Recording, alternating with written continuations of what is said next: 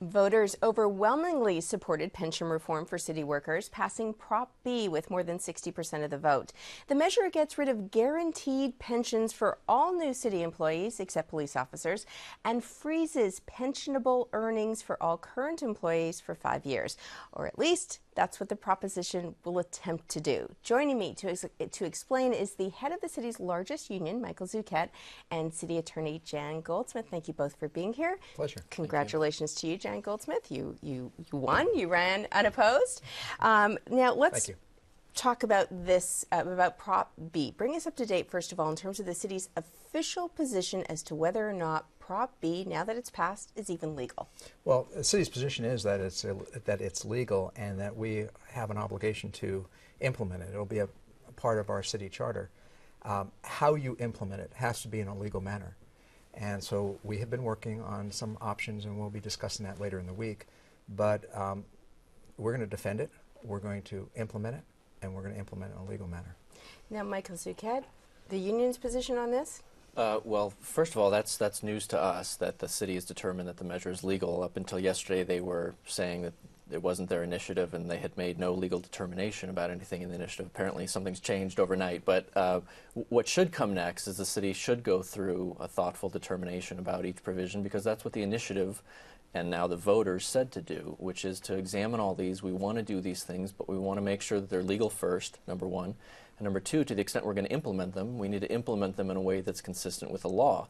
And that's not going to be a short process, but it's something that we would hope the city would want to do next. And before we don't want to shoot first and find out later that something is wrong with it. That legal analysis should happen first, and that's what we would expect to happen in the coming months. Isn't there already some kind of court action or quasi-judicial action going on? Yeah, there's 5 cases pending in front of the, 4 of them in front of the Public Employment Relations Board, and 1 already in the Court of Appeal.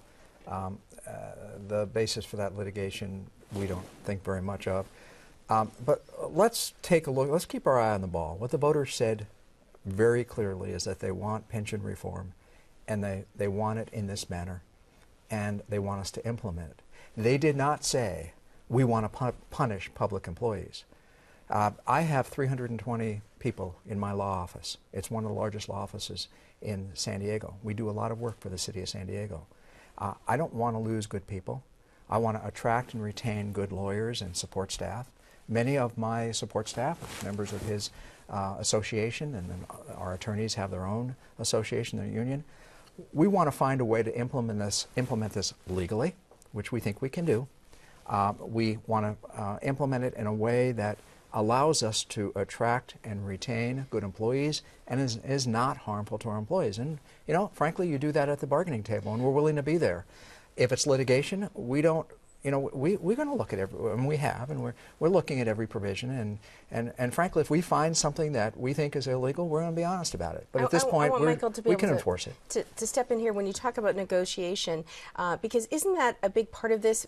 I think the voters were told that this was going to save hundreds of millions of dollars, when in fact it only saves that money if there is this 5-year freeze of pensionable pay. Isn't that still subject to negotiation and approval by council? Yes, the initiative itself, even I think the supporters would agree, doesn't save anything by itself. It requires the city to do something in the future which is subject to negotiation and is subjective and may or may not happen. But it's interesting on the legal front. We are in court. We are at the 4th District Court of Appeals next Wednesday. And the city attorney may not think much of that litigation, but the 4th District Court of Appeals does, because it's an order to show cause, which is court jargon for we don't so much like the city's position on this one. And so, this has a ways to go in the courts, and I hope and I take the city attorney certainly at face value that the city also wants to do it right, and we can't cherry pick what the voters said yesterday. The voters said they wanted to pass an initiative that was legal, and we need to make that determination first. Let me just correct something. A Court of Appeal hearing on an OSC is not a determination on the merits. It's a determination that they're going to hear it. And actually, we agree that they should hear it. And we'll have, as I said, an implementation plan that we've been working on. We're going to, later this week, we're going to have a very specific plan. We really don't want to get it mired in litigation. That's not what the voters want, and I don't think that's necessary. I think it's a waste of time and money. I think we can implement these provisions of Proposition B, and still be fair to our employees.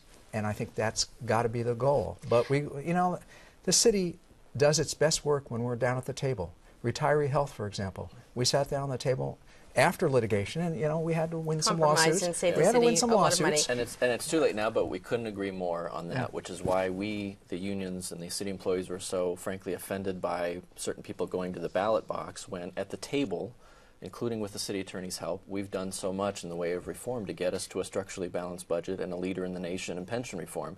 Yet now we go to the ballot box, we're mired in the politics of the mayor's race and now litigation. It's all steps backwards. We're out of time, but I just want to briefly get a time frame from both of you in your estimation, because I heard Councilmember Kevin Faulkner last night say, let's implement Prop B and start saving money. How realistic? What's the time frame? Is it a year, 2 years, 3 years down the road where we're actually going to see something from Prop B implemented? There's actually and different we've got about 10 seconds. Okay, there's different timelines under Prop B. It doesn't even take effect until mid-July to early August. We'll have a specific plan later this week in which we'll talk about that. A lot of the implementation does depend upon the litigation and whether we sit down at the table, but the city must take steps to begin to implement it, and we will. And we'll let you close, Michael. Our next steps depend on the city's next steps and their determinations about what they think is legal and what they want to implement and how. But at the end of the day, the most likely outcome is that a court's going to determine what's legal and not here, and that is anybody's guess as to how long that might take. Thank you both for being here. Thank you. Thank you.